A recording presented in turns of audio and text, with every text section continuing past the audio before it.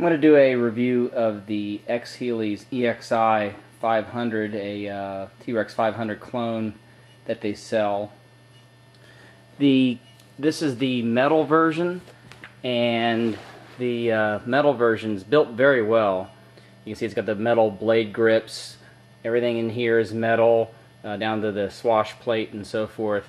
Also, the tailbox assembly, the blade grips down here, that's all metal. And the boom holder, that's also metal. And then the frames are very nice. They're carbon fiber.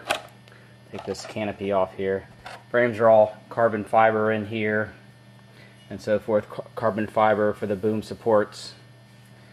And the kit is basically comes in a very nice box that's basically double, triple, quadruple walled, and then parts are all bagged in there, and a lot of the kit is already pre-built. The head assembly comes separate, the tail assembly, boom separated, so you do have to do some assembly, and you can download the T-Rex 500 manual somewhere, sort of go off of build process that's involved in that, because essentially the frames are all the same size, and the servo spacers, all that kind of stuff is very similar, pretty much the same as the T-Rex 500. I'd say this particular helicopter flies a lot more stable if you're moving up from a 450. If you have a 450 already, like an EXI or a T-Rex 450, something like that, a Copter X, any of the other Flasher or so forth clones, moving up to a 500 helicopter, you get much more stability, speed, agility. Your power to weight ratio gets a lot better too. This particular helicopter here, I've got loaded I believe they were like $19. The fiberglass blades that Xheli sells, and I've also flown it with the carbon fiber blades. I've got them right here.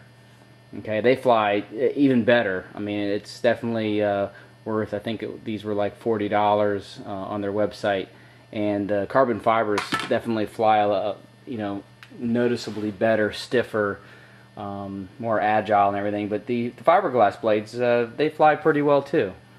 This particular helicopter, the 500, flies very nice big loops. It's very fast in the air.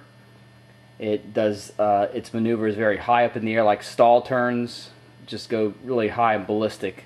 Depending upon how you set up your head speed, your motor and so forth, whether you're at 2,500 or 3,000 RPMs, I've done them both ways, and the higher RPMs, your agility is just great, and the amount of speed and the amount of air that you can get in your maneuvers are just awesome. I also have a 550 millimeter bladed helicopter, and I haven't really been flying it much because this one flies just so much more agile. It's a little bit funner to fly than the bigger helicopter that I have that's almost twice its weight.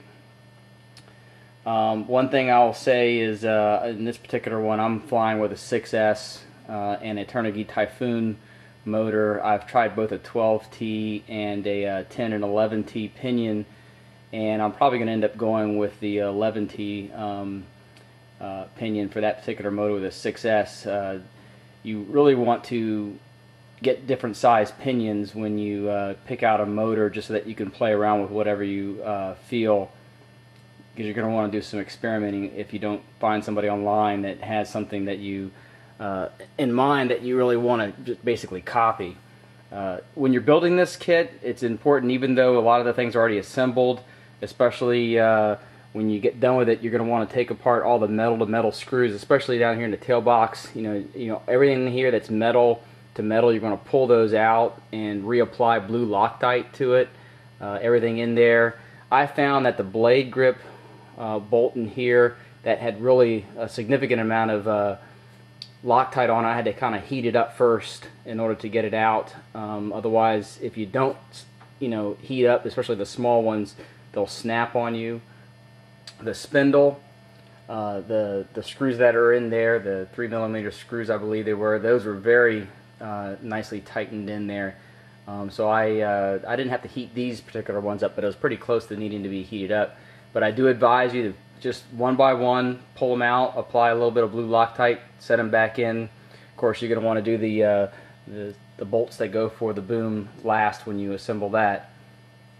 Overall, it's a really nice kit. It's excellent price. You really save yourself. You know, you can spend, if you have a budget, you can spend a little more money on either better servos or better gyro or stuff like that. And I think it's a really nice kit, and I highly recommend it.